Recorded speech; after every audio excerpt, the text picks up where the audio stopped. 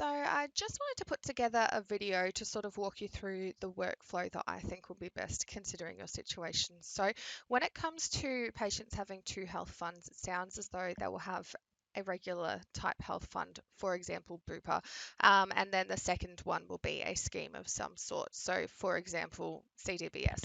So, what I've got here is I have a test patient up, Jane, and I've just gone ahead and linked her to a Bupa third party as an example. So, what I would recommend is when you do have patients come in with this situation where they have the two health funds that they're claiming from on the same day, is I would recommend keeping them linked to the main health fund or the regular health fund. So, for example, Bupa, HCF, NIB, whatever it may be.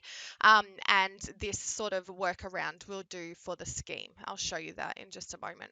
So, after that's linked up all correctly, jumping back over to the ledger, I've got some item codes put through already. So at this point, we're just going to assume that they've already had their treatment completed and it's all been charted and the item codes have been entered. And this is where we'd be at when they come out to the front reception desk ready to pay.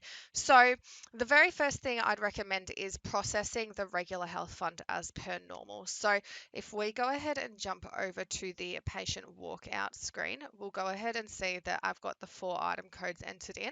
I've got an 012 and a 114. These ones are going to be covered under Bupa. And then we have an 88162 and an 88316, which are going to be covered by Medicare or through CDBS, just as an example. So to create the invoice, I would recommend you go ahead and untick these two that are for the scheme, so in our case for CDBS, and leave the other two ticked.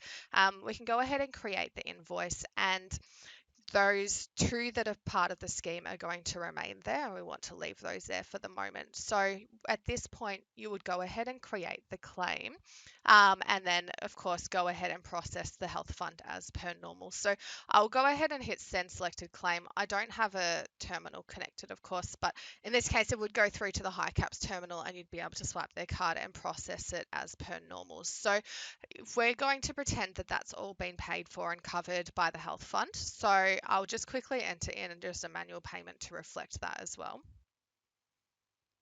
All right, so I just sort of sped forward a little bit, but at this point, this is how the ledger would be looking. So we're going to have the 012 and the 114, the ones that are being covered by the regular health fund, in our case, Bupa. Those will be sitting there and there'll be an invoice. Along with that, you would have the e-claim payment that has been now paid.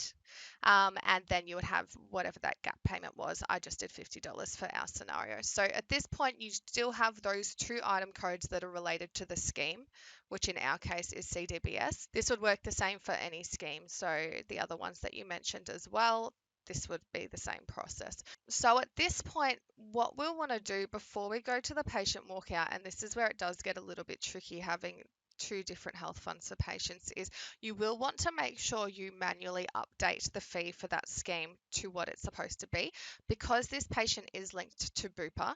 And for example, if your practice was a preferred provider for Bupa, their fees would be different to your regular fees, and of course different to the Medicare fees. So these fees that are listed here may not be correct by default for the scheme.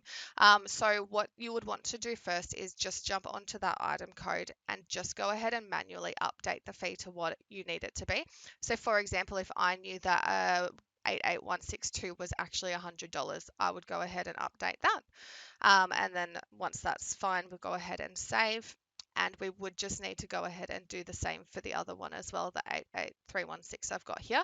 So as another example, let's pretend that I know that that's $120 for Medicare. So I'm going to go ahead and change that and then save it.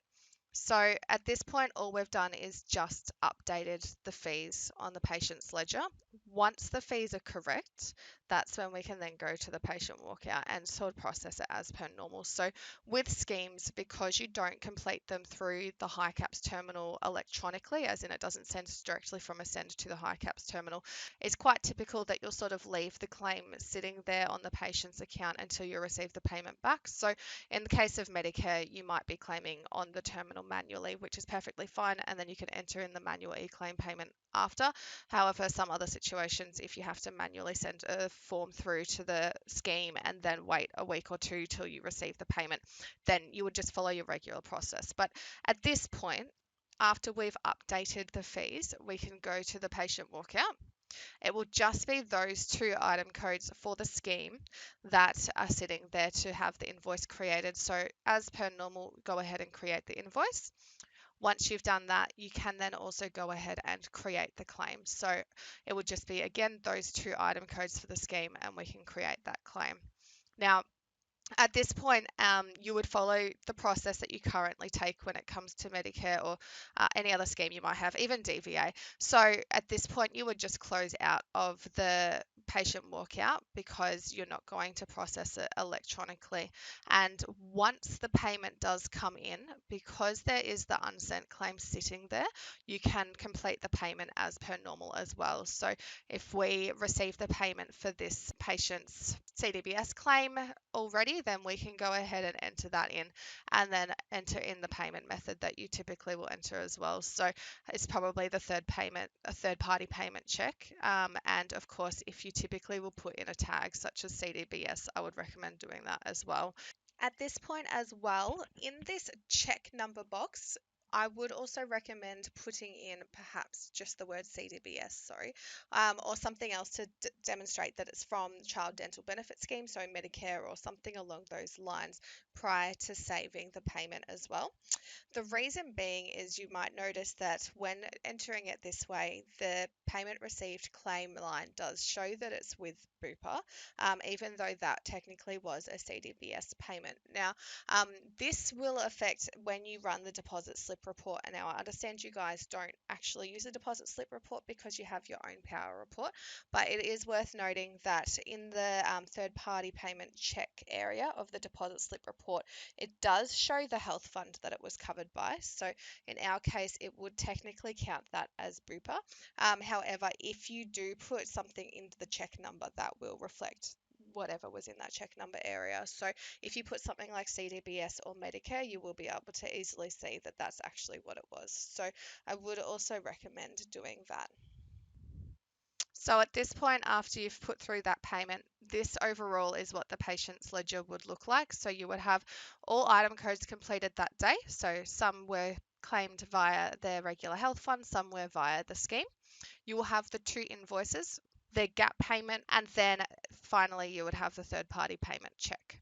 One thing that I would recommend that might make this process a little bit easier when it comes to having to manually update the fees is because you only have a limited number of schemes. So it sounds like you guys have 3 schemes that you adhere to. I would recommend printing out the fee schedules for those 3 schemes, and maybe having them at the front desk somewhere so that staff can easily refer to them. I know some fees such as CDBS or Medicare, some staff might know off the top of their head, so that might be a little bit easier, but some of the other schemes might be a little bit less common, and so they may not know those. And of course, it can be quite time consuming to go into settings, check the fee schedules, and some staff might not even have access to that. So I would recommend printing out the fee schedules just for those schemes and having them available for the reception staff so they can manually update these. Again, the developers are looking into a solution for this later this year. So this will just be a temporary workaround in the interim until that's been released.